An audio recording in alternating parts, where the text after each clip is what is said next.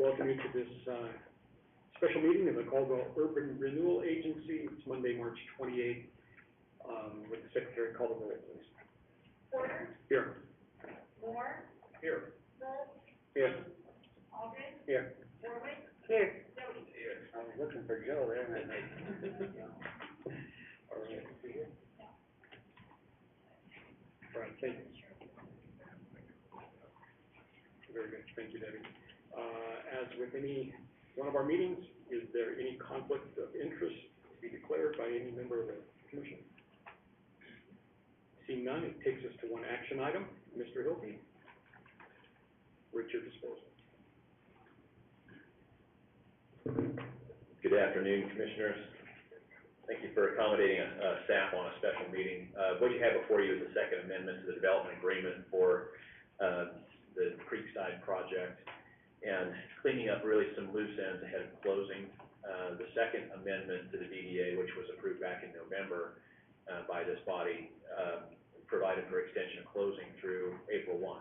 And again, I think you'll be familiar with Chandler Austin from Chase Mixus, the developer. He's here today to answer questions, but they are ready to close and start moving dirt Friday, which is their deadline. So that was the timing of this. There were just 2 or 3 things, we'll go through them, that we needed to clean up to accommodate exactly where we're at, some of the next steps, and to make sure that both parties are aligned for closing. So that's what brings us here this afternoon. I'm going to run through these things in relatively quickly. Please stop me if you have questions as we go. Drawing your attention to paragraph 2, it speaks to the schedule of eligible public improvement costs. And then there is an attachment that outlines numerous various parts of the construction. Those were pulled out from the general construction tasks because they are eligible for reimbursement by an urban renewal agency under the law.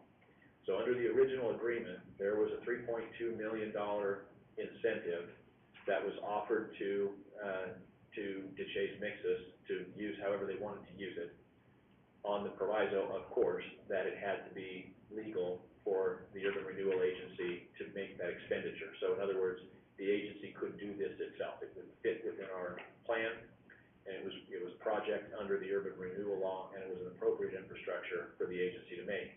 Most of them, all of them, are publicly related. So you'll see lots of reference to public facilities, frontage improvements, those types of things that we typically rely and require the developer to do, but really are improvements to public property and public right-of-way. To clarify, they have identified, you'll see, and if you're like me, you always look at the bottom line on any sort of spreadsheet first, $4.578 million worth of eligible reimbursable expenses that they will incur. The agency will reimburse up to $3.2 million. That is not changing, and it's not being modified by this agreement. That remains from the original DDA. So we have basically a $4.5 million pool of expenses, of which the agency has agreed to reimburse $3.2 million. Any questions on that? All right. Moving on to Section 3. A parking agreement, a final parking agreement, was a condition of closing at the time that we did this second amendment back in November. As you understand, or some of you were at the City Council meeting last week where I talked to the Council about an LOI, which the City Council did approve, a letter of intent regarding parking. We simply have not had time to fold that over, following the conclusion of our negotiations on that, to fold that over into an agreement. The agreement will necessarily be somewhat more detailed in the letter of intent. We are working on that, but it isn't going to be ready by Friday. So essentially what the Chase agreed to do was waive the requirement for having the agreement actually in place, move forward in reliance on that letter of intent and our promise to continue working with them toward a parking agreement. And you'll see that's, we'll get to that down here in another amendment here shortly. But basically, Sections 3 and 4 eliminate that as a condition for closing to both parties. So both parties had a condition to closing. In a real estate transaction, a condition to close means I don't have to close unless this condition is met. So the way it was originally set up was both parties were requiring that agreement to be in place. Now both parties are saying that they're comfortable moving forward with just simply the letter of intent. And And I think we rightly recognize that as, an expression of trust and risk that much more affects the Chase mixes than it does the agency. And since Chandler's here and we're on the record, I will reaffirm that we're gonna get that done. And it's gonna work, we're gonna make this happen. Section 5, it eliminates section 5.3.2 subsection F, which was relocation of an easement as a condition to close. So this arises out of the presence of, I don't know if it was a joint trench, but there's gas and electricity running essentially through the middle of the project that we were unaware was there. So we have been working with Idaho Power and the gas company to relocate that. The work is underway. Correct. Okay, once those facilities are moved, they will vacate that easement. Okay, and that is something that, well, you have a little update on that? Yeah. Yeah. So, Idaho Power, CenturyLink and Sparklight were all in that joint trench, and it was the southwest corner of the site, and it cut across the corner of the site. And so, what we had to do is the Idaho Power, get the communications and the power groups out there and move those lines farther southwest. So instead of cutting the corner, it goes out and around the corner. Idaho Power's been out there, work's done and completed. Sparklight's been out there, done and completed. And what we had, CenturyLink we communicated with them 4 months in advance. There wasn't enough time for them. They were the soil movers, and so we got them engaged last week. They came back at the 12th hour and asked for a couple more dollars to get it moved. And so what we did when Idaho Power was out there and had the trench open is we drew in a 4-inch and a 2-inch conduit for them. And so they're able to just pull their wires and push it back through the conduits. And they're hoping to be out there this week. So we'll be in touch with that. And then the true removal of the easement, I've been in contact with Brent, over at the city, Brent Horton, to get that, to work with Idaho Power to get that removed, from the site.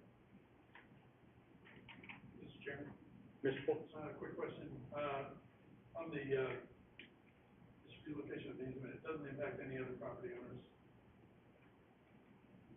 Not that I'm aware of. It was just on our site that we're gonna be doing the mixed-use project on. I mean, it affects the city somewhat. It was moved on to adjoining city property, which is part of the park, the property. No other private property owners.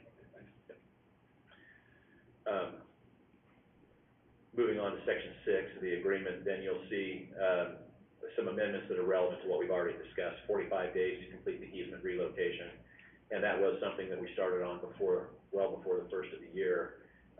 The utility companies are running behind. I mean, everybody who's involved in moving dirt and construction activities are behind, and that was kind of what we faced with that. And then also 30-day time frame to get the parking agreement in place, and again, that'll be, that's a city council agreement to adopt, not an agency agreement to adopt. Last modification of substance has to do with, well, it was last modification entirely, has to do with the payment terms for those reimbursed costs. So we talked about that public portion of the project that the agency had agreed to make this $3.2 million pool of resources available for. That in the original DDA, that was going to be reimbursed to them at the end of the project. We have agreed to terms that would allow that to be reimbursed essentially as they go. And Carol's been involved in dealing with the DeChase group on that, both of us together have vetted this language here for the reimbursement. But it works more like a traditional construction loan, if you will. I mean, it's not really exactly what it is, but it functions that way. So the work gets done, and they will submit a pay request identifying what has been done and what would be appropriate for reimbursement. The agency staff will then go out and verify that that has in fact occurred, and then there'll be a payment process through the agency to reimburse those costs at the subsequent meeting. And so we kind of scheduled those time frames to make sure we have enough time to receive that, to review it, and then get it on the agency agenda for approval. This is something that doesn't really change things. And Carol maybe can speak to this. I don't think it changes things significantly for the agency, but it's a great assistance to the developer and their financing package. That concludes the amendments we're asking you to approve, and I would stand for any questions. Okay, any questions for Mr. Hilty? Mr. Alden. When you first started presenting, you presented the dollar figures and that we're still loan responsible. Was anything there changed? Why was that part of this amendment, is what I'm asking? Did something change there that we should be aware of? I didn't catch it. No, what we did not have as we were moving forward is that we didn't have that actual list of eligible costs.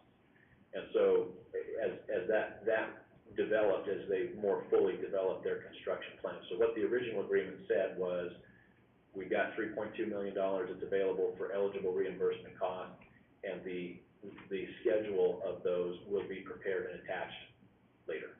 That's what we're doing now. Okay. Any other questions? Thank you, Mr. Alden. Ms. Mitchell, did you have some things of note to add? No, other than, with this addition, with doing the payments on a monthly basis, with us going into, kind of hot, so I'll move around to the side here. With us going into getting ready to sunset the allocation area, this then solidifies pretty much a contract that we have in place at the time in December, when we get to December for the sunset, so that it doesn't look like we're holding this money till the end of the project, which would be in August of 23, is what they're saying. So this way, it's showing good faith that we are spending those funds and not holding them. Great. Any other questions for Ms. Mitchell? Yes, Mr. Dogan on this for a second, and I just want to make sure that the proper funding was already accounted for. This is an additional funding, so there's money on the checkbook, so to speak, to Yes. make sure we can do that. That is correct, yeah. So we already have it within our budgeted forecast.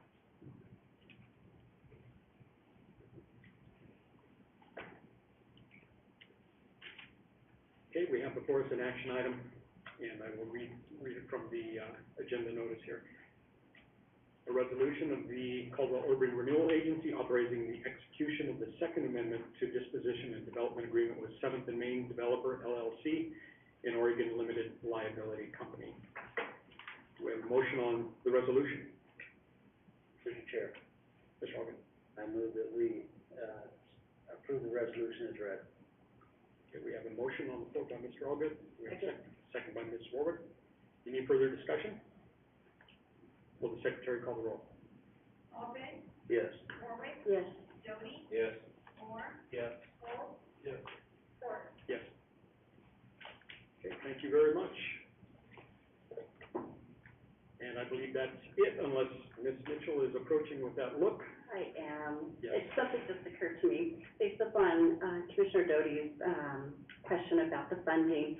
I'm wondering, since we have 3 new people on the commission, if maybe in April's meeting, we could start at 6 o'clock and do a workshop to where I can show you the budgeted spreadsheet that I have, that I keep track of, and I keep that up to date on a monthly basis as we make expenditures, but at least be able to present to the new commissioners what the projects are, what you're going to be seeing coming before you, and what we have coming forward in our budget workshop.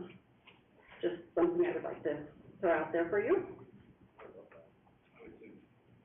Mr. Hogan, you okay with that? See you nodding. Is 6 o'clock on the 11th a hardship for anybody? Can everybody plan to be here? Okay, very good. We will plan on that. Debbie, did you catch all that? Okay, very good. That's the end of our business for today. Do we have a motion for adjournment? So moved. We have a motion by Ms. Ward, second by Mr. Doty. All in favor? Aye. Any opposed? Very good. Thanks, everybody. Appreciate it.